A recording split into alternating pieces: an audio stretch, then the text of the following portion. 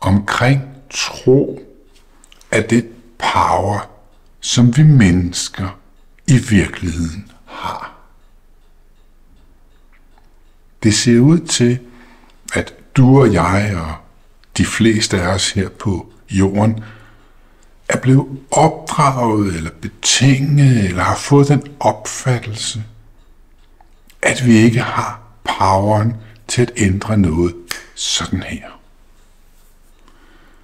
Men hvis vi tager sådan noget som vores selvsnak eller vores negative snak eller hvad end vi kalder det, så har vi i virkeligheden poweren til at ændre det sådan her.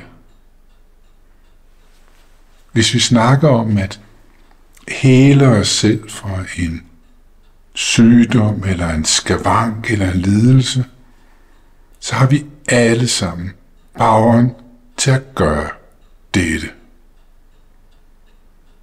Det der er udfordringen her, som jeg ser den virkelige udfordring her, det er, at vi tror ikke, at vi besidder denne power. Den eneste måde, det ser ud til, at vi virkelig finder ud af, at vi har og vi besidder denne her power, det er ved at øve sig i at lære sit sind og sin underbevidsthed at kende. Hvordan gør du så det? Du starter med at observere for eksempel, hvad det er, du tænker.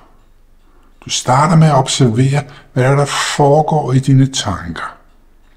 For lige meget, hvordan vi vender og drejer det vi tænker på, det meste af tiden,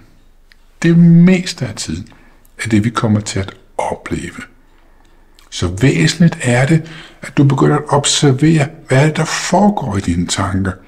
For dine tanker undertrykker sig i din underbevidsthed, og det du undertrykker, eller vi undertrykker i vores underbevidsthed, bliver til det, vi kommer til at opleve. Det som vi kalder den virkelige verden. Og den måde, det foregår på, det er hver eneste gang, vi har en tanke, vi siger noget, eller vi udøver en handling. Så er vi i gang med at plante en ny indespærret emotion, som vil vokse og vil udtrykke sig som det, vi oplever som livet. Og så vil du langsomt, jeg vil nok sige som årene går desværre, opleve, at du i virkeligheden har poweren til at sætte dig selv fri. Fri for det, du oplever som negativt.